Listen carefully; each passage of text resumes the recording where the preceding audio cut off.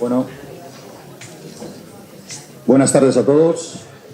Muchísimas gracias por acercarse a este ilustre colegio de médicos a escuchar una charla que seguro que va a ser muy interesante.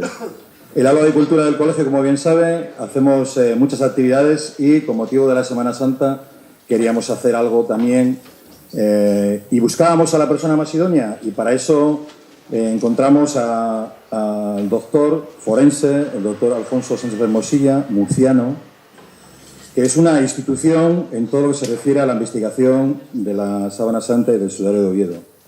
Y viene por una anécdota muy simpática. Él tenía 11 años y en aquella época, como bien saben, muchos de los que están aquí, solo había la 1 y la 2, UHF, que era. Y cuando entre 1 y 2 no sabía qué hacer, en la 2 había un forense italiano explicando cómo era la Sábana Santa. Y ahí entraron las dos pasiones. Una, la de forense, y otra, la de investigación sobre la Sábana Santa.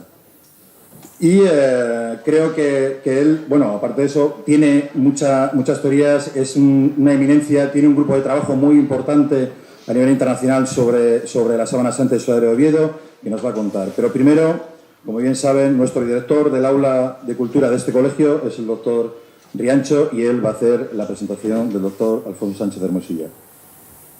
Bueno, pues nada, muchas gracias, Javier. Muchas gracias a todos ustedes por estar aquí. Es un auténtico placer que se abran las cortinillas y llenar todo el espacio, lo cual significa que, bueno, que un poquito, pues lo que queríamos, que era unificar un poco el mundo de la sanidad y el mundo de la cultura, pues se está consiguiendo. Yo creo que la cultura y la sanidad siempre han ido de la mano y deben continuar.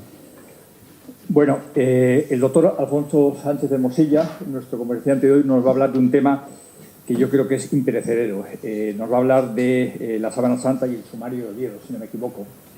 Es un tema en el cual hablará seguramente también de Jesús de Nazaret y hablará también del hombre de la sábana, ¿no? Para intentar, si son la misma persona, ese debate que durante tiempo ha estado vivo. Eso voy a dejar que lo decida el público. Yo solamente les voy a contar lo que hemos descubierto y por qué pensamos lo que pensamos, que nos movemos en el ámbito de las hipótesis como es habitual en el ámbito de la medicina y de la ciencia, como no podía ser de otra manera. Así que yo no voy a vender nada, no voy a convencer de nada, simplemente explicarles la línea de razonamiento y las conclusiones de los experimentos, por qué nos han llevado donde nos han llevado. Es un debate eterno. Efectivamente, es imperecedero. Sí. Bueno, el doctor Sánchez Hermosilla, ya lo ha dicho nuestro presidente, es especialista en medicina forense y trabaja en el Instituto de Medicina Legal y Ciencias Forenses de Murcia.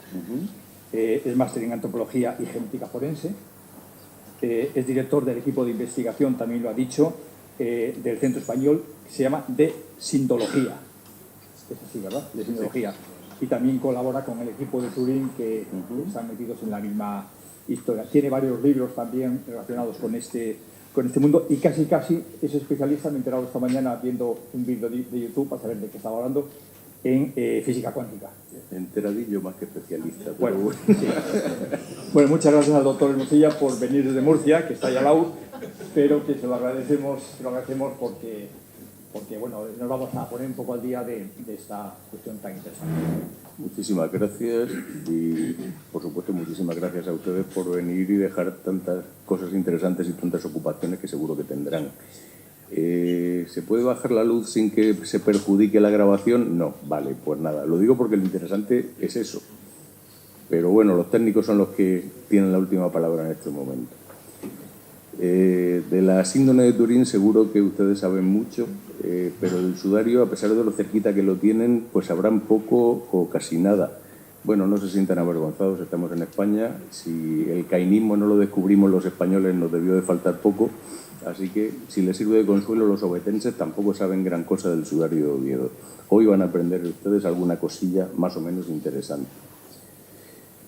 Por supuesto, la primera pregunta que surge es, bueno, ¿y este señor que es forense, de qué nos va a hablar si no hay cadáver? Empezamos mal, da la sensación. Además, el escenario del crimen, han pasado 2000 años, han habido unas cuantas conquistas, unas cuantas guerras, ha pasado de todo, han construido una basílica, la han destruido, la han vuelto a reconstruir. El escenario del crimen también está muy modificado. No hay cadáver, como he dicho antes, así que no es posible hacer una autopsia convencional. Pero sí contamos con lo que en el ámbito de la justicia, del derecho, se denominan pruebas de cargo o pruebas judiciales o pruebas físicas.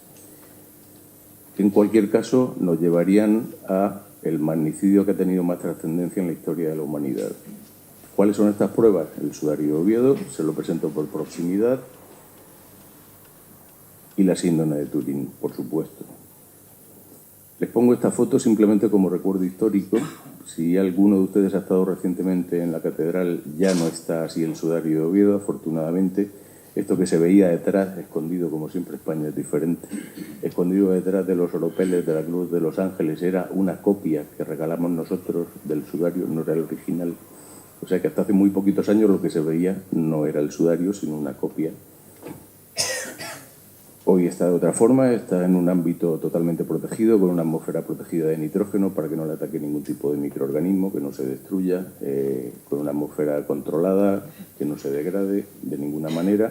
Y lo que se ve sí es el sudario de Oviedo, o sea que en eso creo que todo el mundo ha ganado. Así que como sí tenemos unas pruebas de convicción con las que trabajar, sí es posible hacer una investigación científica y criminalística sin ningún problema.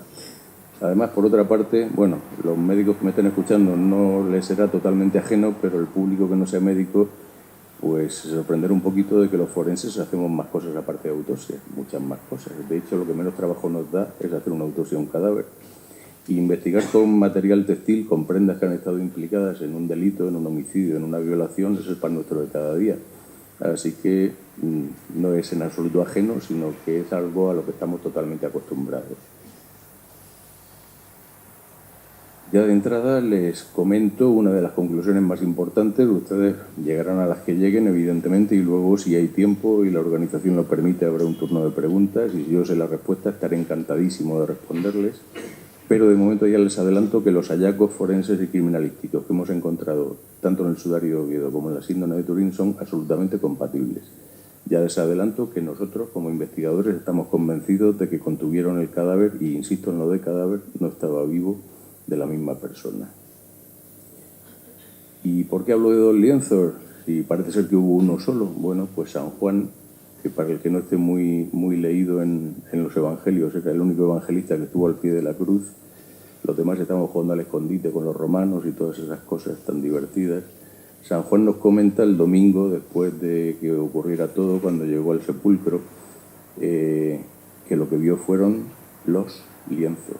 Y los es plural, evidentemente hay más de uno, tal vez hubiera más, pero no sabemos si se han conservado o no. Y si están, pues hasta ahora no hemos sido capaces de investigar con ellos.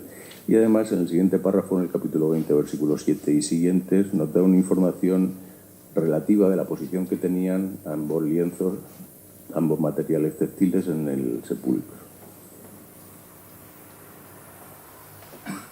El sudario de Oviedo fue tan importante en el pasado, aunque hoy lo tenemos absolutamente olvidado, que llegó a tener misa propia. Tan sencillo como eso, y más cosas. Ustedes, lógicamente, por la posición geográfica que tienen, están más o menos familiarizados con el Camino de Santiago, aunque por esta ruta pasa poca gente porque es más dura, prefieren la más cómoda. Pero, oh sorpresa, el Camino de Santiago no se inventó para que los peregrinos visitaran el sepulcro del apóstol, sino que se hizo para visitar precisamente la Catedral de Oviedo con el sudario de Oviedo. Y una vez en Oviedo, pues los que podían avanzaban un poquito más, hacían un esfuerzo suplementario y iban hasta Santiago a ver el sepulcro del apóstol. Y entre los peregrinos de la Edad Media circulaba una cancioncilla que decía textualmente que quien va a Santiago y no al Salvador va a ver al criado y no al Señor. El Salvador, para quien no lo sepa, es el nombre de la Catedral de Oviedo. Así que pues es una pena que estemos descafeinando absolutamente todo.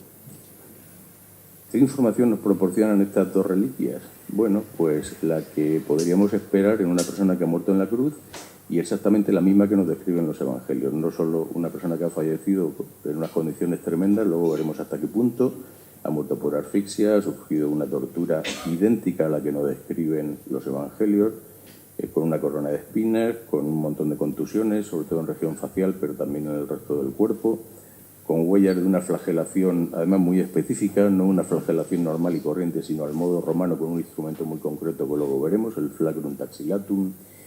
Y además la única herida por mortem, por eso insisto, no de cadáver. Estamos seguros de que era cadáver porque hay una herida que vertió sangre cadavérica. Y una persona viva, por muy enfermita que esté, no puede verter sangre cadavérica. Es absolutamente incompatible. Y además marcas de clavos tanto en sus manos como en sus pies. Aquí tienen una imagen en detalle del sudario de Oviedo para que vean, y a pesar de que aparentemente tiene mucha sangre, que la tiene, no voy a descafeinarlo ni muchísimo menos, pero también les adelanto que tenía más en origen. Lo que pasa es que con el paso del tiempo pues ha ido decapando, se ha ido perdiendo, y en estos momentos tenemos un porcentaje muy reducido de la cantidad de sangre original.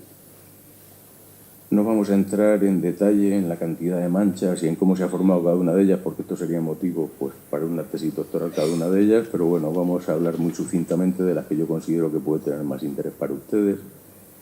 También consultando libros, consultando artículos sobre síndrome y sudario, hay muchas cosas. Yo les invito a ustedes a que sean críticos, sobre todo los compañeros, los que tienen formación médica, a que sean críticos y no se crean todo lo que aparece, aunque esté firmado por un compañero y aunque suene bien, porque hay muchos disparates, unos por ignorancia y otros por motivos que, bueno, quiero ser caritativo y prefiero no mencionar.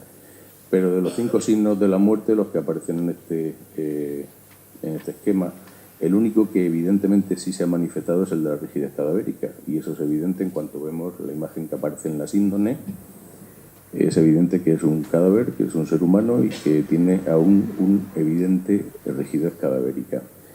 En cuanto a las livideces, sinceramente, el cambio de color de la piel que se haya transmitido a síndrome y sudario, el que se lo crea, tiene mucha imaginación y mucha credibilidad. Yo, por muchas horas que le he echado, no he sido capaz de ver un cambio de cromatismo en la zona en la que deberían estar las livideces, lo siento. También se habla de que hay signos de enfriamiento cadavérico en síndrome y sudario. Pues tampoco, por la sencilla razón de que, como ustedes saben, probablemente no se produjo un enfriamiento cadavérico al uso, que es lo habitual, sino una hipertermia cadavérica paradójica post-mortem, que les recuerdo a ustedes, a los que se le haya olvidado la medicina legal y forense, se produce cuando la muerte se produce en un esfuerzo físico importante, en un estrés importante o en una situación de probable curso infeccioso. Y los 3 casos se daban en esta situación. Había un esfuerzo importante, una asfixia, un estrés emocional, que no hace falta que les cuente, y evidentemente todas esas heridas, con el lazo de tiempo que llevaban, tenían un proceso infeccioso seguro. Y en cuanto a la palidez cadavérica, pues de eso ya ni hablamos, tampoco. No se puede transmitir ese cambio de cromatismo a un material textil. Lo que sí es interesante es que no aparecen signos de putrefacción cadavérica. Y los hemos buscado activamente, hemos buscado los marcadores químicos de la putrefacción y no los hemos encontrado. O sea que no es solamente que no parezca que los haya, sino que con los medios que tenemos hoy no hemos sido capaces de encontrarlo. ¿Envolvieron síndrome y sudario el mismo cadáver? Pues lo que les hemos dicho antes, yo no voy a intentar convencerles a ustedes de nada, simplemente contarles muy resumido las conclusiones de nuestras investigaciones y que ustedes decidan si envolvieron o no envolvieron el cadáver de la misma persona.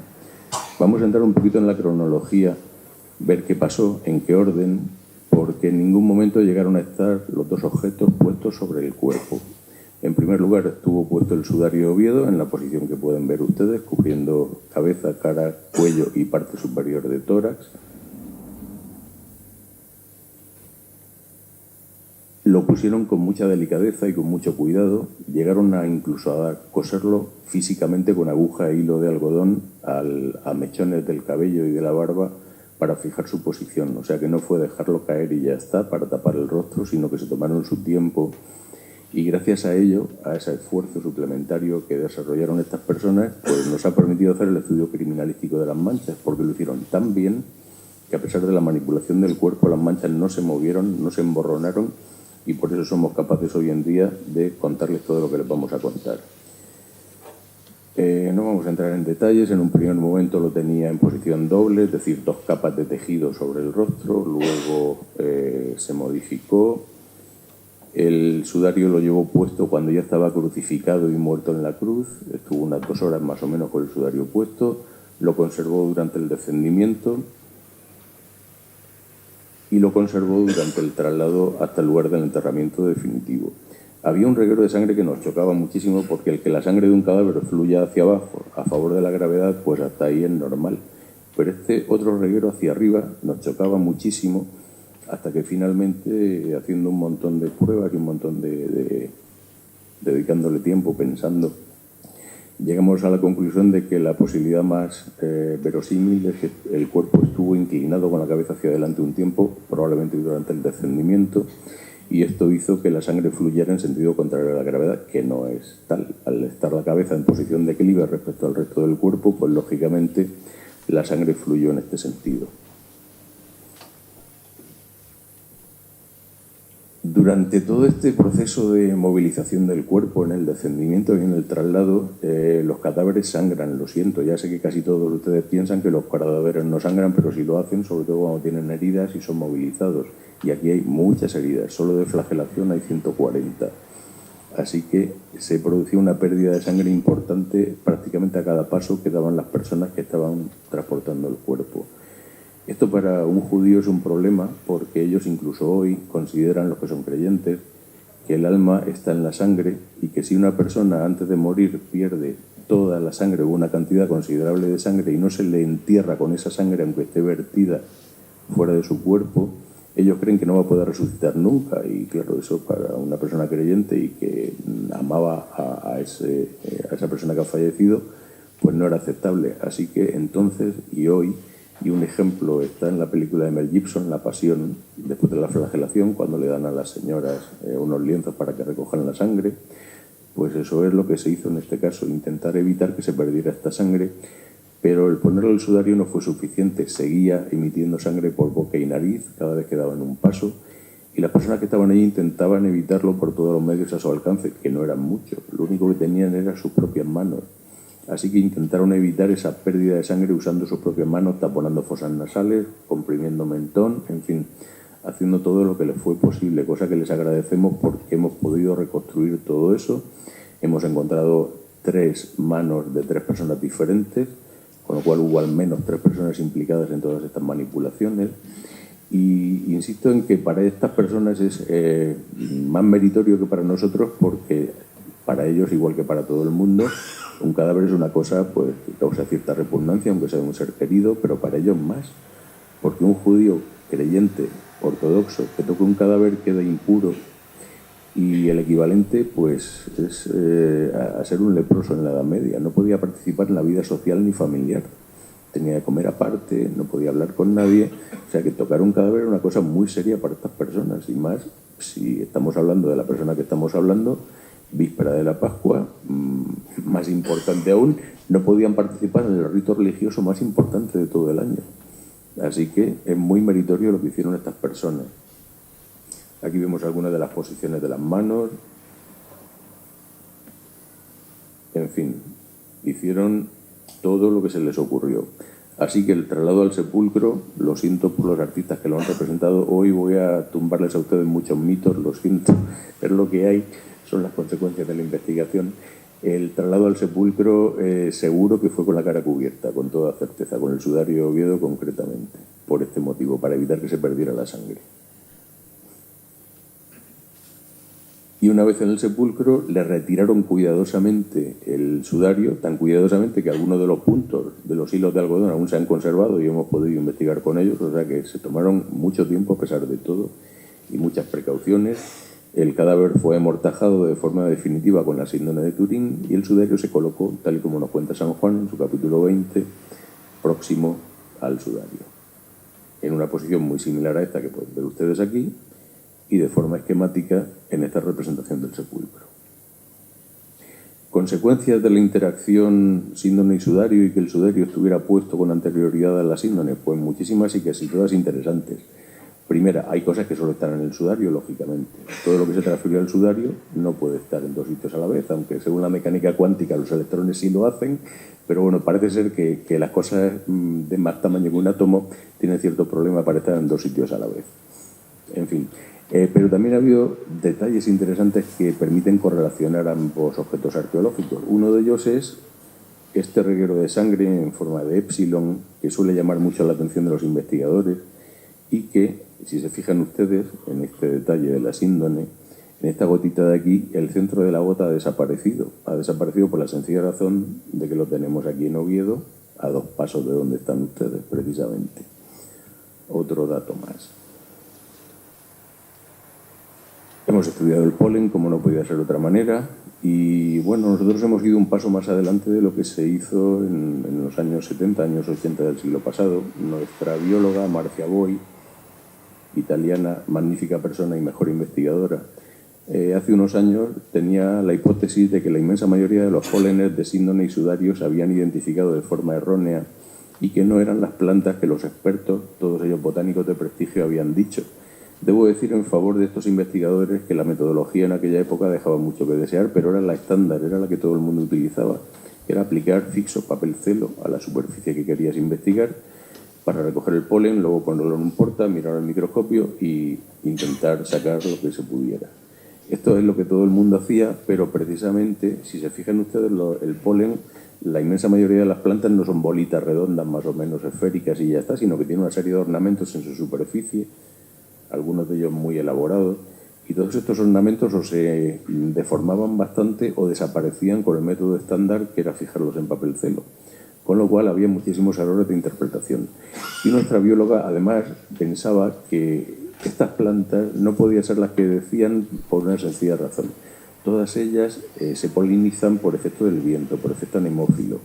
Y no había ninguna justificación para que hubiera tal cantidad de polen de plantas que solo el viento las transporte y tampoco insectos. Es que no se nos ocurría de qué manera podía haber tal cantidad de polen muy por encima de lo esperado.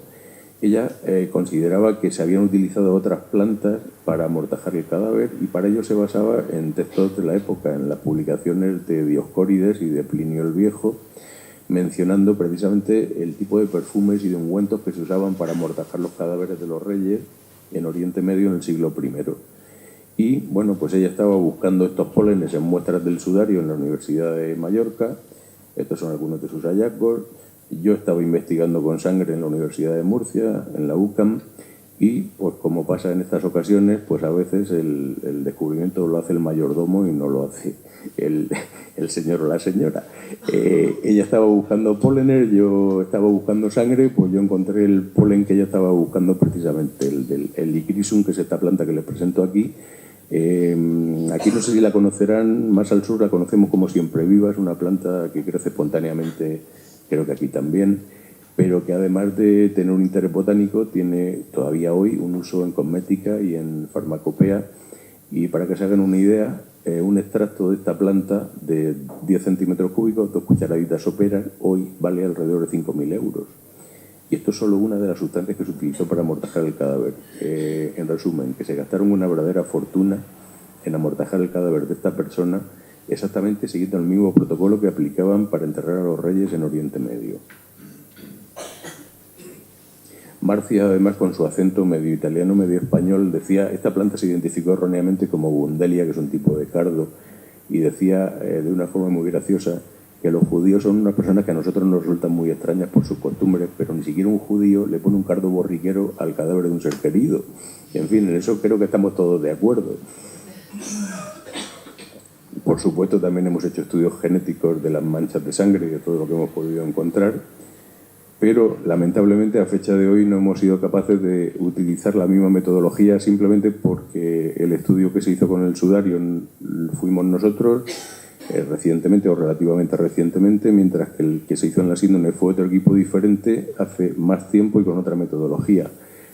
Todos sabemos que genética hoy en día de un año para otro cambia todo, absolutamente todo, cambia la metodología, cambia todo. Nos encantaría hacer el mismo estudio con la misma metodología, pero de momento no hemos sido capaces. Lo que sí sabemos es que hay un elevadísimo nivel de contaminación, lo cual va a dificultar todo tipo de experimentación y todo tipo de conclusiones, pero no nos invalida, simplemente nos lo pone difícil. Pero debo mencionarles una cosa, eso que sale en las películas de Spielberg, de que coge un mosquito que está en un grano de ámbar, le sacan la sangre del dinosaurio, clonas el dinosaurio, esto está muy bien en una película, pero el ADN lamentablemente no se conserva de una forma tan estupenda y tan maravillosa. Y me choca porque cuando empecé a investigar se consideraba ADN antiguo todo lo que tenía, cuando yo empecé, Todo lo que tenía más de 800 años se consideraba ADN antiguo, al poco que 500. Ahora que, bueno, la última nota que leí hablaba de que todo lo que tenga más de 50 años ya se considera ADN antiguo porque está muy degradado, y es cierto. El ADN se degrada del propio momento de la muerte. Bueno, pues para quien no lo haya visto, aquí les presento al señor ADN. Se puede extraer en casa, hay tutoriales en internet para extraerlo con cosas que todos tenemos en la despensa o en las cosas de limpieza. Así que, bueno, pues ahí tienen el ADN. Son esos filamentos algodonosos, blanquecinos, que tienen en el fondo del tubo de ensayo, y que en los seres evolucionados, como son los seres humanos, pues es un porcentaje importante del peso seco de una célula, pero en células de seres más primitivos pues es bastante menos. ¿Por qué se degrada tanto el ADN después de la muerte? Pues porque justo en el momento en que se produce la muerte se acidifica el medio interno y ya automáticamente empieza a degradarse desde el minuto cero. Cuanto más tiempo pasa, más degradado está. Mientras una persona está viva, esto se compensa con los procesos de regeneración, pero cuando uno muere, pues estos procesos ya no existen. Así que imaginemos un rosario de cuentas que es capaz de dar, sacando todo el ADN de nuestras células del cuerpo, es capaz de dar la vuelta al ecuador varias veces. Pues podemos imaginar que conservar todo esto 2000 años sin las condiciones idóneas, pues no es posible. Así que imaginemos el ADN original como esta representación que les he puesto aquí. Con el paso del tiempo se va fragmentando en trocitos cada vez más cortos y, lo que es peor, se pierden segmentos importantes, con lo cual al final pues tenemos la situación que tenemos ahora. Se conserva entre un 1 y un 5% del ADN original. Eso es lo que tenemos. Y además contaminado con ADN femenino. Esto se utilizó en su momento para atacarnos los incrédulos, diciendo, veis, es que es mentira. Con el pelo largo tenía que ser mujer. Bueno, vamos a dejarnos de historias. Según lo que nos cuenta la historia, precisamente, ¿quiénes son las personas que han restaurado la síndrome y el sudario a lo largo de la historia? Monjitas, mujeres. Así que es lógico que haya más ADN femenino contaminante que masculino a fecha de hoy. Pero es que no solo eso. Quien tenga curiosidad puede buscar en internet, cuando se pone al culto, las índones se llaman ostensiones. Pues si escribes en Google ostensión o ostensiones, verás un montón de fotos. Los que ya peinamos canas, o algunos ni eso, porque no tenemos ni canas, nos acordamos de que antes los obispos llevaban guantes hasta para comer, ¿verdad? Hoy pues han cambiado un poquito las cosas, pero hasta no hace mucho los obispos llevaban guantes siempre. Yo les invito a ustedes a que vean esas imágenes, algunas representaciones del siglo XVII, del siglo XV. Los obispos están sin guantes porque querían tocar esa reliquia y contaminarla de paso. Ellos no lo sabían, evidentemente, pero eso ha tenido una serie de consecuencias. Bueno, pues la situación actual es que de todo ese ADN, el trocito más grande que han encontrado el equipo italiano que investigó tenía 323 pares de bases, es decir, mucho más pequeño que el gen más pequeño de nuestro cuerpo. Eso es lo que tenemos. Nosotros fuimos un poco más allá, teníamos mejor tecnología, había pasado el tiempo y pudimos investigar ADN mitocondrial. Ellos no tenían la tecnología en ese momento, así que hemos tipado el ADN mitocondrial, hemos encontrado casi todo el ADN mitocondrial. Ahí está, para cotejarlo en su momento con lo que sea necesario. Ahí están los resultados. En conclusión, que hemos perdido de forma absolutamente irrecuperable la mayor parte del genoma original, así que nunca, insisto en lo de nunca, podrá intentar clonarse el cuerpo físico de Jesús de Nazaret, porque si no tenemos los planos no podemos hacer la casa, tan sencillo como eso. Pero no nos invalida, aunque sí nos lo pone muy difícil para poder hacer investigaciones en el futuro. También estudiamos el ADN del lino en su momento, pero ya les he dicho que las células vegetales, como seres primitivos teóricamente, tienen mucho menos ADN que las células humanas, así que aún hemos encontrado menos todavía, pero bueno, ahí está. Y hemos encontrado cosas que esperábamos y cosas que no esperábamos. Entre ellas, los evangelios nos hablan de que se utilizó no solo el liquidum que encontramos nosotros, sino aloe y mirra, lo hemos encontrado. Aquí tienen algunos glóbulos rojos, para aquellos que dicen que es pintura y que no hay sangre. Bueno, pues aquí tienen ustedes glóbulos rojos. Y no es que se lo cuente, es que los he visto yo. Aquí se lo enseño. Esto que parecen terrones de azúcar son partículas de mirra, y esto que parecen escamitas son partículas de aloe. Pero nosotros hemos ido un paso más allá. No nos hemos quedado con eso, sino que hemos intentado descubrir qué tipo de mirra era, de los muchos tipos que hay, pues cuál era. Y los estudios químicos nos hablan de que es estoraque, un tipo de mirra de los muchos que hay y que ya era conocido en el Antiguo Testamento, cuando los patriarcas venden a José a la caravana de mercaderes. Parte del contenido de las mercancías que llevaba la caravana era estoraque, o sea que 1000 años antes esta sustancia ya era conocida y utilizada en esta zona. Este es el espectro del estoraque, otra ampliación, en fin. Como contaminantes, y en este caso les hablo del sudario de Oviedo, aunque todo es aplicable tanto a uno como a otro, pues tenemos absolutamente de todo. Ya les han mencionado que, bueno, que la física cuántica parece ser que tiene mucho que decir en cuanto al mecanismo de formación de la imagen de la síndrome y alguna cosita más. Esto, si hay interés, al final puedo comentar algo, pero prefiero hablarles desde el punto de vista de la medicina. Lo que les comentaba antes, aunque hay muchísima sangre, se ha perdido más del 90% de lo que había en origen, el resto se ha decapado y se ha caído. Hay células epiteliales, esta es moderna, puede que sea hasta mía, es posible. A nosotros lo que nos interesa como investigadores es lo que está adherido a la sangre, porque llegó en ese momento, ni antes ni después. Todo lo que no esté adherido a la sangre puede ser un contaminante posterior, que aunque nos da mucha información interesante, pero repito, a nosotros como investigadores lo que más nos interesa es lo que es cronológicamente concordante con la sangre. Esta célula epitelial es más antigua, no es reciente, pero tampoco es del siglo I. Algunas de las manchas de sangre se corresponden al patrón que formaría una mancha mezclada por sangre humana y líquido de edema pulmonar. Hay un elevadísimo nivel de contaminación orgánica e inorgánica. Algunas cosas las esperábamos, como esto es un micrometeorito, este en concreto de material férrico, de hierro. También hemos encontrado muchísimos de material carbonoso. Esto no es sorprendente, nos está lloviendo continuamente este tipo de material desde la estratosfera y está cayendo sobre nosotros. El polvo de nuestras casas no solo son nuestras células epiteliales y los ácaros que se lo comen, sino también este tipo de partículas. O sea que esto lo esperábamos, no ha sido una sorpresa. Ups. Algo he hecho mal.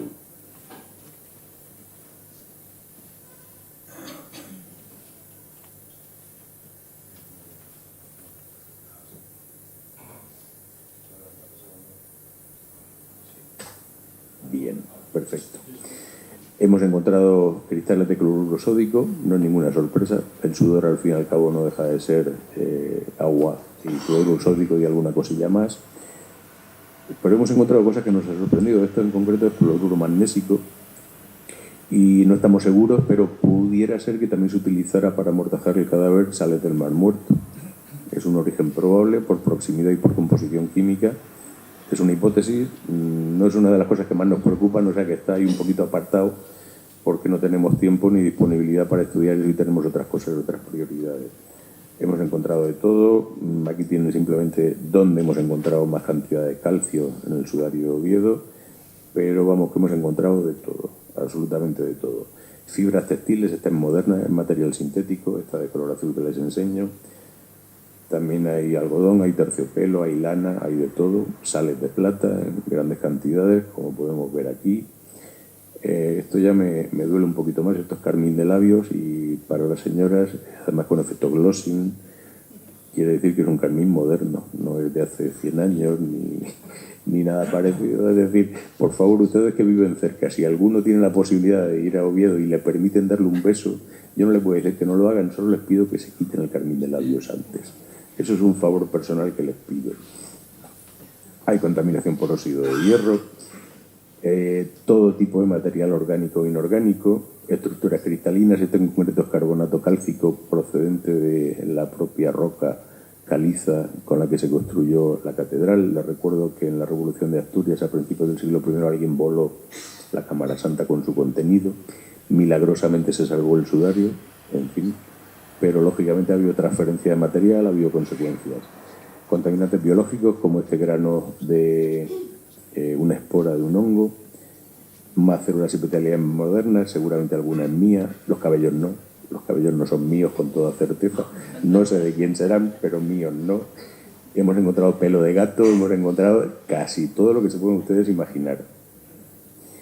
Algunas manchas nos han dado relativas sorpresas. Estas en concreto tenían un patrón totalmente diferente en cuanto a su cromatismo y a su morfología con todas las demás, hasta que en cuanto las miramos con microscopía, pues vimos que había sangre, había células epiteliales, había moco procedente de vías respiratorias, había saliva, perfectamente compatible con una persona que está muriendo de asfixia, que lo han torturado y que tose y expectora.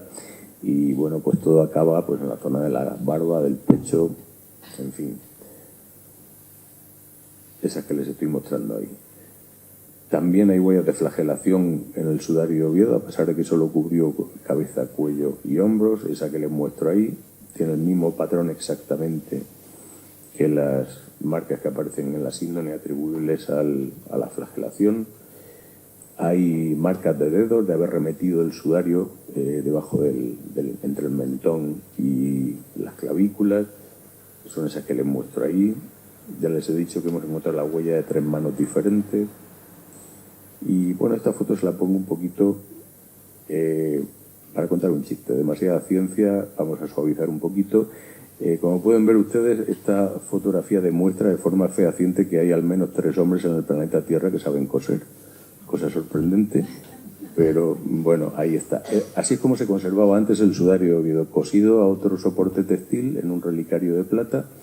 Y así es como estaba. A nosotros no nos gustaba, pero cada vez que investigábamos con él, pues los canónigos de la catedral decían que se restituyera a su posición original, y es lo que hacíamos.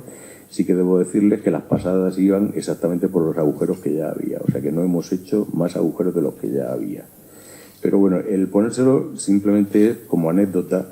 Este es uno de nuestros investigadores, se llama Jesús García Iglesias, es catedrático de Minas en la Universidad de Oviedo, y justo en ese momento el deán de la catedral, intentando suavizar un poco, porque estábamos absolutamente estresados por la responsabilidad de coser este objeto y de dañarlo, porque por mucho cuidado que tuviéramos lo estábamos dañando, pues el deán se le acercó y le dijo: Jesús, por favor, no te pinches y no añadas sangre de otro Jesús al sudario.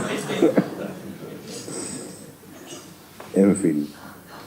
Y bueno, esta foto también se la pongo primero por dar un pequeño homenaje al antiguo deán, don Ángel Pandabenes, al que le debemos muchísimo, nos apoyó en todo momento, y probablemente muchas de las cosas que les estoy contando no las sabríamos, así que creo que le debemos todos pues, un sentido homenaje a don Ángel Pandabenes. Y además a esta foto en concreto le tengo un cariño muy especial porque es la primera vez que puse el microscopio sobre el sudario, y por estas cosas del destino pues ya hubo un hallazgo interesante. Encontré un coágulo de fibrina, no de sangre sino de fibrina, luego hablaremos un poquito de él, y que nos ha llevado a cosas que ni sospechábamos.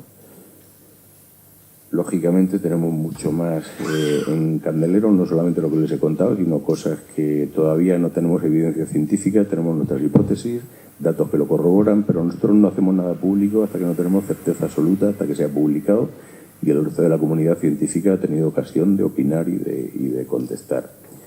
En cuanto a la imagen de la síndrome, y de eso ha habido experiencias recientes, creo que ABC esta semana ya ha publicado, lo siento, la chorrada de todos los años por Cuaresma, que además es una chorrada antigua que se publicó el año pasado en julio, y que ya es antigua porque la publicación original fue hace 5 años. Pero bueno, ya sabemos que en Cuaresma hay todo tipo de noticias a favor y en contra, pues este año tocaba esto. Que es pintura, que estamos equivocados, que más vale que ustedes no me paguen el sueldo porque como forense debo ser un desastre, que no debo saber reconocer la sangre humana y que la confundo con pintura, en fin, todas estas cosas. En fin, respecto a nuestro protocolo de investigación, el que tenemos planificado hacer, que no hemos terminado ni muchísimo menos con la síndrome, es una lista larguísima, y estamos en una tesitura curiosa. Por un lado tenemos prisa, no solo porque nos estamos haciendo mayores, sino porque se está perdiendo material. Ya les he dicho antes que se está perdiendo la sangre, se está cayendo. Así que todo lo que se caiga, eso ya es información perdida. Pero por otro lado, no tenemos prisa porque la tecnología cambia. Y hoy podemos hacer cosas que hace 10 años eran impensables, y dentro de 10 años podrán hacer cosas que hoy ni soñamos. O sea que estamos un poquito en esa situación un poco agridulce de prisa por un lado y no prisa por otro. Yo entiendo que es difícil identificar la sangre porque no todos los glóbulos rojos son como los que les he enseñado antes. La mayoría tienen este aspecto y la mayoría ni siquiera eso. Son fragmentos de membrana, sin más, absolutamente degradados. En fin, vamos a ir acelerando. El derrame pleuropericárdico. San Juan, que repito fue el único que estaba al pie de la cruz, los otros jugaban al escondite, nos dice que un soldado le traspasó el costado. Traspasar significa eso, traspasar. Y salió sangre y agua. Lo de la sangre no hace falta que se lo cuente, lo del agua pues era simplemente una mezcla de líquido pleural y líquido pericárdico que se formó como consecuencia de la flagelación para intentar defenderse de las consecuencias de la flagelación y del castigo físico que estaba produciéndose.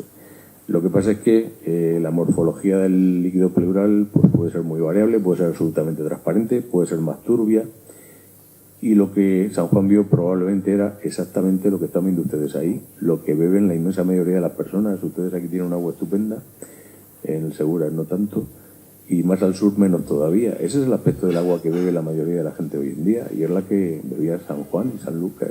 Y por eso cuando vio ese líquido saliendo del tórax, pues pensó en agua, evidentemente. Los médicos sí sabemos lo que era. Y ese líquido está relativamente exento de sangre y por el contrario muy rico en coágulos de fibrina, que es precisamente lo que yo encontré en esa foto que les he enseñado antes. Las consecuencias de la flagelación fueron terribles. No fue darle unos palos porque se había portado mal y ya está. Fue un castigo tremendo que arrancó la piel a tiras, que arrancó tejido muscular y que produjo lesiones en órganos internos, incluso el riñón.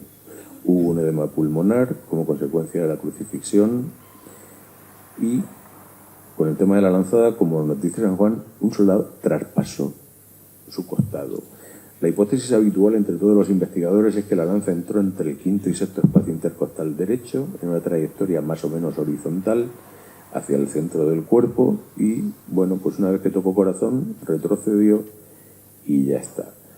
Nuestra hipótesis va un poco más allá y tenemos datos que lo corroboran, y es que efectivamente traspasó el costado derecho, salió por la zona de la escápula, luego les enseñaré por dónde. Y la primera evidencia la encontramos en el sudario de Oviedo, donde encontramos un cerco de sangre y un cerco de agua. Lo que San Juan describió como agua y que es exactamente igual a la mancha que aparece en el costado en la síndrome de Turín. Y esta gran mancha, junto con la mancha difusa, ocasionada por una mezcla de líquido pleural y líquido pericárdico sin sangre. Evidentemente, si no hay una herida penetrante en tórax, no puede salir estos líquidos por la boca y por la nariz. Evidentemente. Coágulos de fibrina, este fue el primero. Después hemos encontrado más, este contaminado con plata. Más hematíes, por si alguno no se cree que hay sangre, que es todo pintura, pues ahí tienen más hematíes humanos, ese colapsado totalmente, deshidratado. Con respecto a la lanzada, ¿por qué la herida está en el costado derecho? Bueno, los médicos sabemos que el corazón no está a la izquierda, pero en atención al público que no es médico, el corazón, lo siento, no está a la derecha. No está a la izquierda, está en el centro.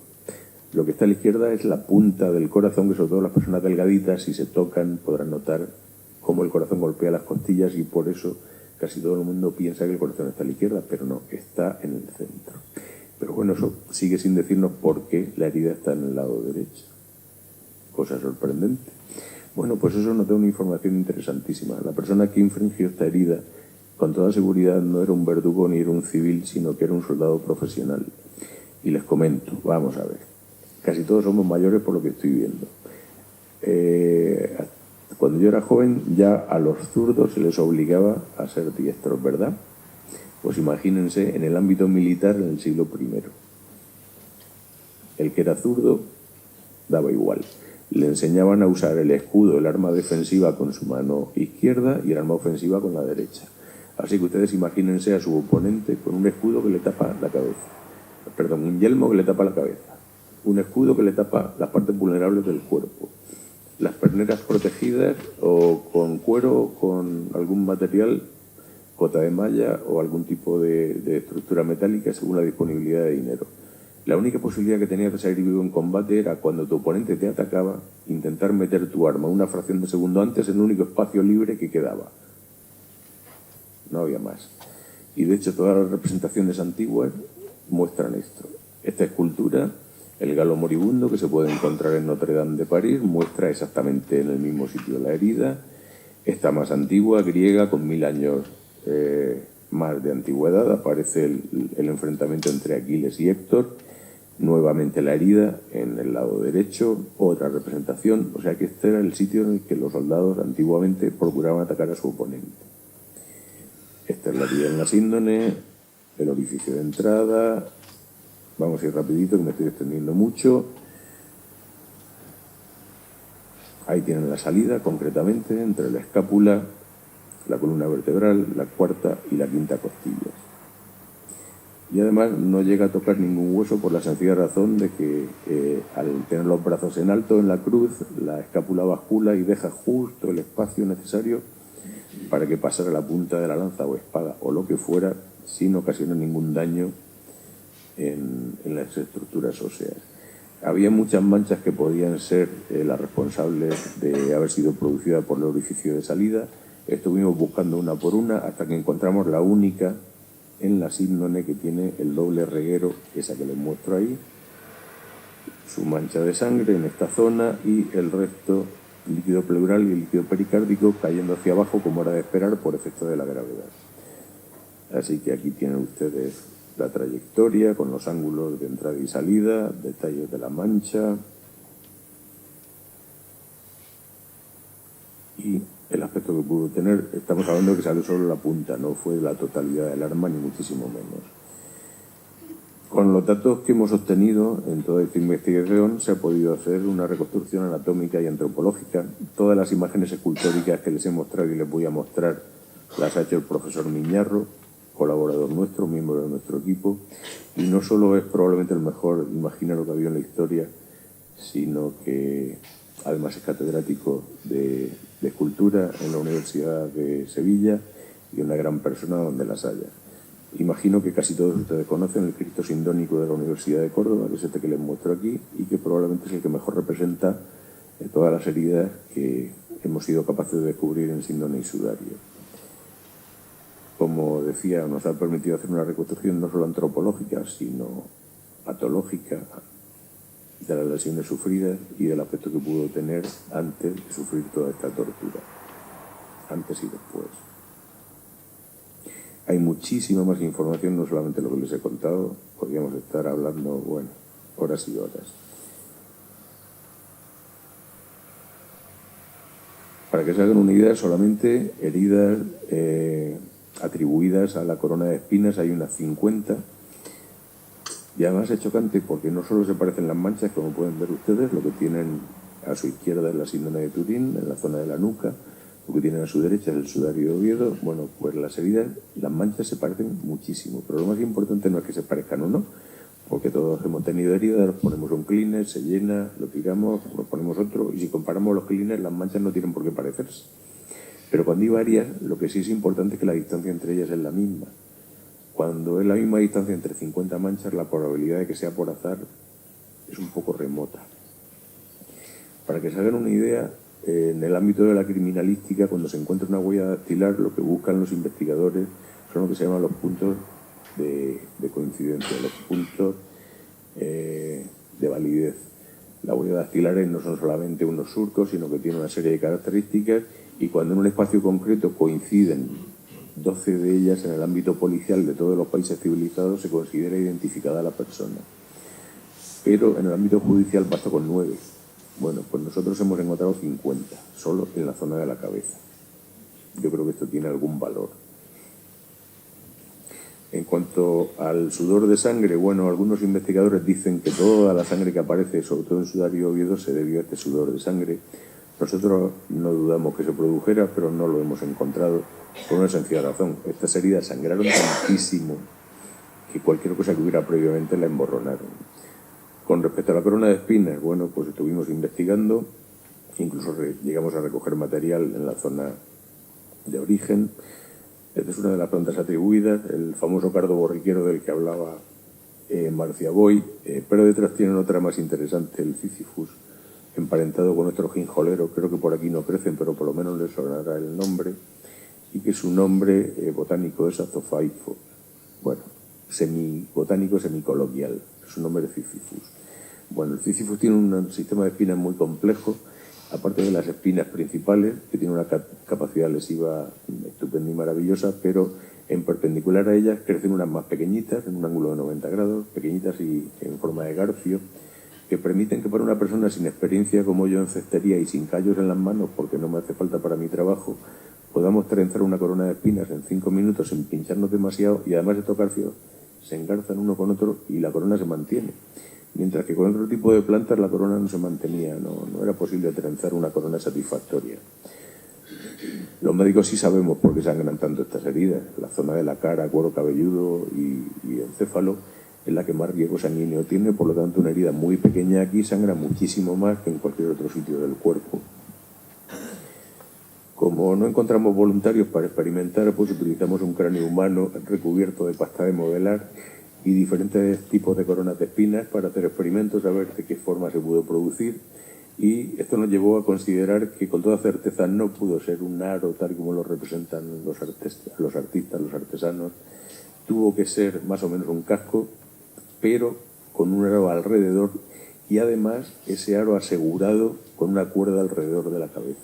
Esta es la única posibilidad de que se produjeran todas las heridas que hay por la profundidad y la morfología que tienen, es decir, más o menos este aspecto, pero a falta de la cuerda. En el año 2012, cuando presentamos las conclusiones de esta experimentación en un congreso, uno de los asistentes nos preguntó si habíamos visto la reliquia que se conserva en la Sainte-Chapelle de la corona de espinas en París, y bueno, no la conocíamos en aquel momento. El año pasado fuimos a verla y aquí la tienen ustedes. Y efectivamente, la famosa reliquia de la corona de espinas de la Sainte-Chapelle de París no tiene ni una sola espina, solo tiene una cuerda hecha como juncos. O sea que posiblemente nuestras hipótesis no estén del todo equivocadas. Posiblemente. Otra cosa que como forense me llama la atención es cuando nosotros investigamos con una persona, cadáver o superviviente, en un acto delictivo, lo que buscamos son lesiones de defensa y de lucha, para saber si esa persona se defendió o atacó a su oponente en algún momento. Bueno, pues en el caso que nos ocupa, ni en la síndrome ni en el sudario aparece en absoluto ningún signo de lucha y defensa, es decir, que no opuso ninguna resistencia en ningún momento a todo lo que le vino encima. En cuanto a las posibles concordancias, pues aquí tienen ustedes síndrome de Turín a su izquierda, sudario a su derecha, y tienen algunas de las concordancias. Repito, no solo deben de fijarse en el parecido de las manchas, unas se parecen, otras no, sino en la distancia a la que están, que es lo verdaderamente importante. Y que lo que está en un lado está en otro. El pómulo inflamado, la mancha de sangre trapezoidal, la punta de la nariz torcida hacia la izquierda, el mentón inflamado, y además faltan mechones considerables de cabello tanto en la barba como en el bigote. Le arrancaron mechones de cabello, como pueden ver ustedes, y eso es evidente tanto en el síndrome como en sudario, exactamente en la misma localización. Esto no lo mencionan los evangelios, pero bueno, es creíble que lo hicieran. La Convención de Ginebra en aquella época creo que no le prestaban demasiada atención. Aquí lo tienen en blanco y negro, no sé si se verá bien, sí, más o menos bien.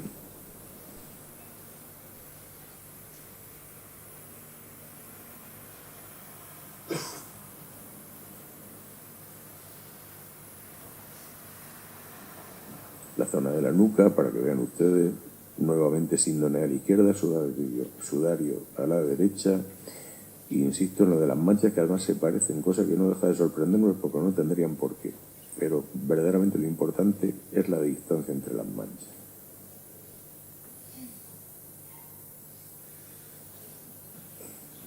Una superposición a la misma escala, para que vean ustedes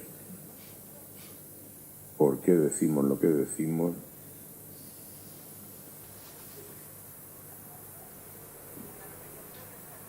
En fin, y hay muchísimo más, no solo lo que no les puedo contar porque todavía no lo hemos contrastado con otros científicos, sino cosas que todavía ni soñamos probablemente.